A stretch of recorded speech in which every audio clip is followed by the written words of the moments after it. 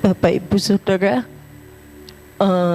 bulan November akhir tahun 2003 yang lalu saya diizinkan Tuhan melalui proses Tuhan dalam diri saya pribadi maupun keluarga saya. Awalnya saya hanya batuk. Batuk itu berkepanjangan. Saya bolak-balik ganti obat karena saya jujur saya tuh sering kali mengantarkan suami saya ke dokter, tapi saya sendiri untuk kontrol dokter tuh takut gitu ya. Nah, saya batuk sudah beberapa bulan, terus gonta-ganti obat batuk. Terus mah saya tuh nggak enak, mah saya tuh rasanya sakit, nggak enak, kayak pokoknya nggak enak lah gitu.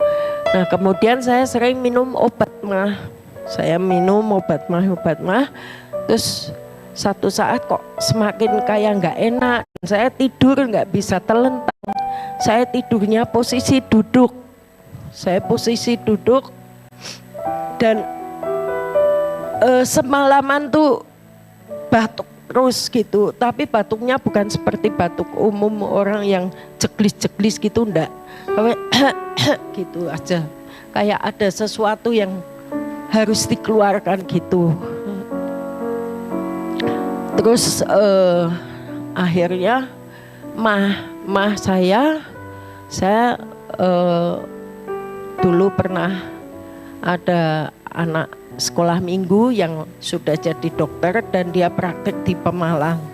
Saya biasa cuma WA, dokter Yusuf, saya minta obat mah ini tante, kok mahnya rada nggak enak. Oh iya tante, minum ini. Yang aneh itu setiap kali saya minum obat itu seperti bertolak belakang. Saya nguling-nguling kayak diremet-remet gitu itu.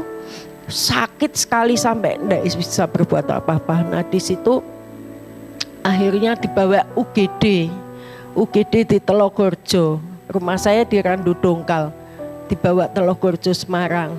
Sudah itu hari Minggu sore sampai Telogorjo, langsung ditangani dokter, disuntik. Pikir saya kalau sudah disuntik sembuh gitu kan. Terus dokternya bilang, ini saya dicek jantung, katanya gimana dok jantungnya? Untuk sementara ini dokter jaganya bilang untuk sementara ini jantungnya baik-baik gitu. Ya sudah, saya pikirannya kan cuma mah, terus pulang. Itu Minggu sore ke UGD Telogorjo, Senin sore pulang, sampai rumah malam saya minum mah lagi itu, nguling-nguling lagi. Selasa pagi langsung ke Semarang lagi, tapi kan nggak bisa langsung ke UGD, ke rumah sakit di Semarang. Terus sorenya baru dibawa ke dokter ahli dalam, terus ngasih obat, terus dicek gitu. Memang dokternya sudah tua, senior, dan orangnya tuh untuk komunikasi memang rada nggak enak gitu menurut saya gitu. Nah tapi dokternya baik, terus dikasih obat, suruh minum ini obat, minum sebulan dulu, kalau sudah nanti cek jantung ya gitu. Anak saya, oh ya dok gitu. Terus minum obat itu mendingan, sudah nggak nguling-nguling lagi. Isan ikut Natalan di GRC, puncaknya itu Januari tanggal 6. Jadi tapi itu posisi tidur masih bisa telentang, duduk. Jadi di kamar saya itu ada kursi malas, jadi posisinya duduk gitu, gitu. Itu semalam-malaman. Terus puncaknya tanggal 6 Januari itu saya ketempatan, rumah saya di Randu Dongkal, ketempatan persekutuan doa dari kelompok yang ada di perumahan Puri Anjasmara. Nah memang sekian tahun saya ikut persekutuan doa di Semarang, tapi Tidak pernah rumah saya didatangi lah. Kali ini kok ketuanya bilang, yuk sekali tempo ke Randu Dongkal. Nah, saya mempersiapkan. Waktu itu fisik saya sebetulnya mungkin sudah tidak kuat gitu. Saya ngomong juga tidak bisa kenceng. Saya ngomongnya lirih, lemah gitu. Mungkin saya kecapean masak atau gimana. Waktu jam 3 saya mau naik, rumah saya loteng, saya naik ke atas mau mandi. Pikirnya nanti tamunya jam 4 datang, jadi saya. Waktu saya mandi itu seperti orang pingsan tapi sadar. Jadi gelap, nggak lihat apa-apa, keliling-keliling putar kayak enteng gitu. Tapi saya pegangan ini tangga pegangan tangga kuat-kuat, gelap, enteng sekali kayak. Tapi puji Tuhan saya enggak jatuh. Saya waktu itu naik sendiri, suami saya enggak tahu, anak saya enggak tahu. Saya mandi ke atas. Saya bilang, Tuhan, ini mau ada tamu Tuhan. Kita mau berdoa bersama. Kalau saya sakit gimana? Saya sampai di atas. Kemudian saya ambil handuk itu enggak kerasa. Jalan itu pun seperti terbang. Gelap sekali. Saya bilang, saya berhenti pegangan meja. Saya bilang, Tuhan tolong Tuhan, sekali ini Tuhan, kalau aku enggak bisa nyambut tamu-tamumu gimana gitu loh. Kan mereka dari luar kota. Kemudian akhirnya saya bisa mandi. Tapi ya jalannya enteng gitu. Tapi sudah enggak gelap, enteng sudah enggak gelap gitu. Saya ambil bangku, terus saya duduk, saya mandi. Anak saya teriak-teriak, mah sudah datang, tamunya sudah datang. Iya, saya mau turun itu lemes sekali. Saya mau turun lemes, saya bilang, Tuhan tolong saya sekali lagi. Saya harus turun, tamu-tamu sudah datang.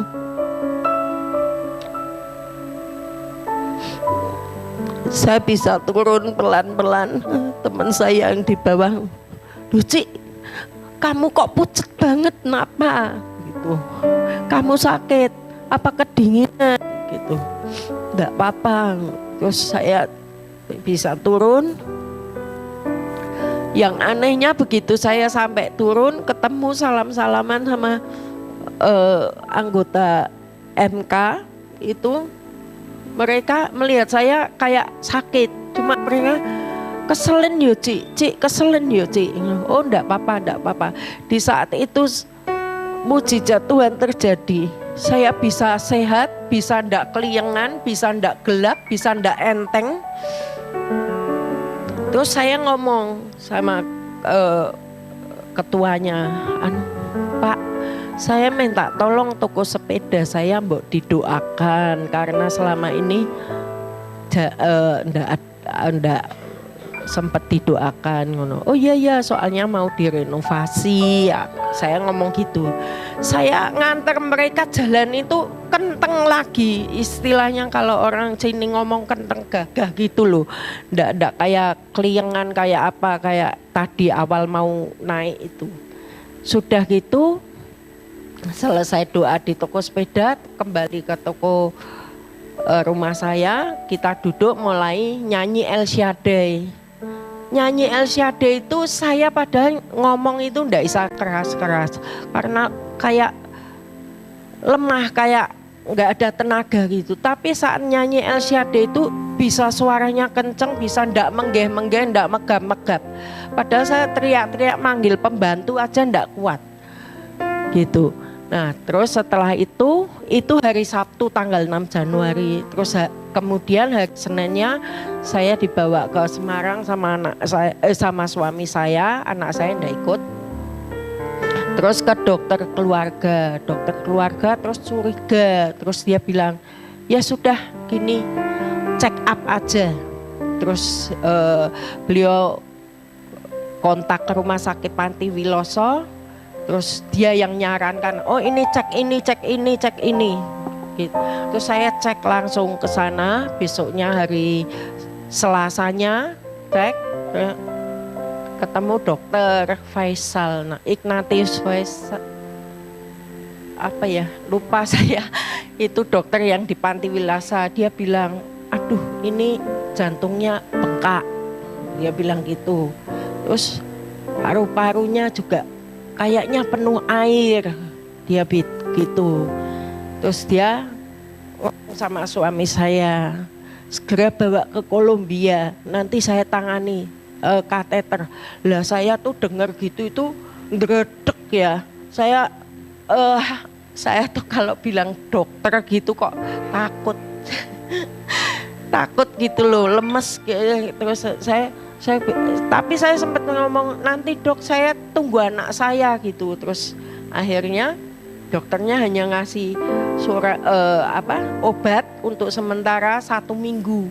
Obat itu antara lain ya untuk memperlancar buang urin, kemudian untuk setelah minum obat itu saya baru bisa tidur telentang, dan itu tidak boleh minum lebih dari 1 liter sehari, termasuk kuah. Jadi kalau saya makan kuah soto itu kuahnya harus dihitung, jadi tidak boleh lebih dari 1 liter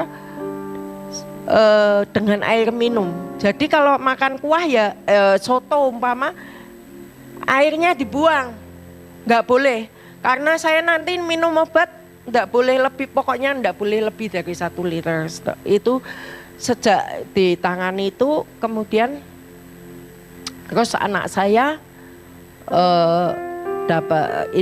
terus hasilnya dari check up itu saya bawa ke dokter keluarga lagi, terus dokter sudah seperti saya yang saya duga, dia bilang gitu. Sudah sekarang gini, mau dibawa ke Pineng atau mau tetap di Indo, dia bilang gitu. Nah anak saya tanya, lah kalau ke Pineng gini, saya jawil. Nah saya mau di Indonesia aja, di Semarang kota kelahiran saya ke rumah sakit takut, apalagi jauh gitu. Saya jauh-jauh, ya sudah dok di Semarang saja, anak saya bilang gitu. Oh ya, saya kasih ini surat pengantar, mau dokternya siapa? Dokter Charles saja, kata suami saya, dokter Charles saja. Kemudian kasih surat itu, langsung kontrol ke dokter Charles. Waktu itu saya sudah tidak bisa jalan, sudah lemes. Saya kalau ke rumah sakit didorong pakai kursi roda sampai ke depan dokter Charles. Dokternya lihat fisik saya begitu, terus dia periksa, nggak banyak omong, terus di EKG lagi. Di EKG, kemudian hasilnya EKG, anak saya suruh masuk dibacakan.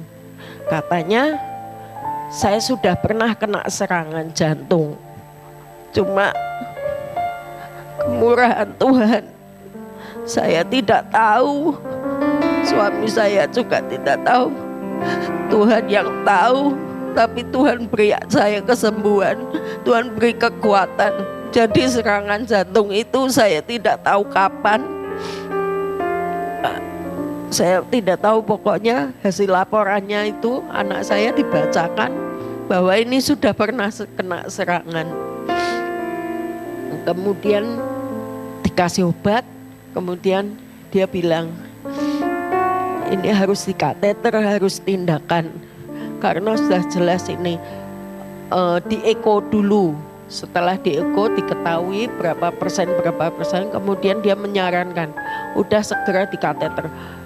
Saya itu seperti gimana ya, saya itu takut sama dokter, divonis begitu. Tapi sejak minum obat dari dokter dan saya patuhi semua itu, saya tidur sudah enak. Cuma memang sesek, saya berat untuk jalan itu 2 langkah saja rasanya berat. Jadi saya selama sakit saya tidak pernah turun ke bawah, di atas terus. Setelah itu konsultasi sama anak saya sama suami, akhirnya sepakat bahwa saya harus di kateter dan kalau dimungkinkan di ring, katanya gitu. Nah itu terjadi bulan Mei. Nah sejak bulan Mei itu sudah dilakukan tindakan itu. Kemudian dokternya juga ngomong, ini yang sebelah kiri juga rupanya ada sumbatan, dia bilang gitu. Cepat diurus BPJS-nya supaya bisa langsung ditindak, karena yang tindakan jantung itu di instalasi di Semarang itu kayak ngantri makanan, keluar masuk, keluar masuk, keluar masuk. Saya juga heran kok kayak semua kok kayak kena jantung gitu. Nah, di sini saya mau katakan Tuhan baik dari mulai pengurusan surat BPJS, semua dalam pengaturan Tuhan yang luar biasa. Bahkan dokter yang di Santa Maria waktu saya mintai surat itu, dia bilang ditangani dokter siapa, dokter Charles. Oh iya itu bagus, itu gampang sekali, tinggal ketik-ketik tekan tanda tangan terus dikasihkan gitu. Cepat sembuh ya Bu. Iya Pak, terima kasih Pak dokter. Terus dari kepengurusan itu ke Karyadi juga semuanya dipermudah. Satu hal Tuhan izinkan, tetapi Tuhan tidak meninggalkan saya dan keluarga saya. Suami saya selama merawat saya mengucapkan terima kasih.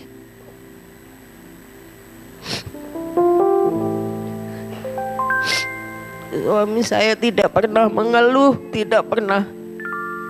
Setiap saya goyang sedikit tidur, bangun gitu kayak nggak enak, dia langsung bangun. Nopo mah, minum apa-apa gitu.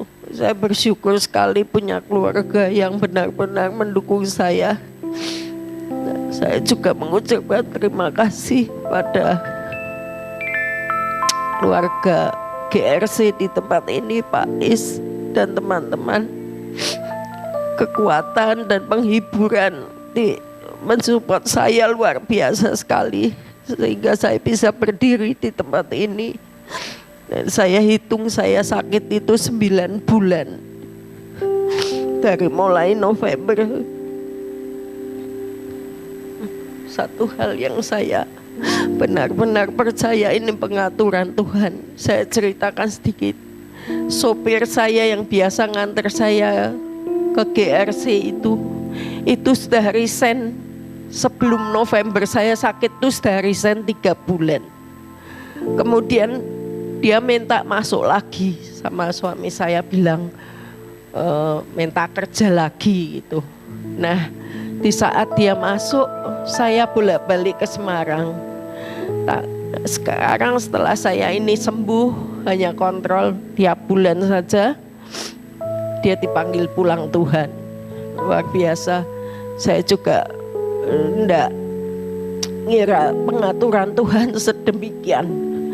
Kalau andai kata dia enggak masuk kerja lagi, saya mesti sibuk cari sopir, cari driver untuk ngantar bolak-balik ke Semarang.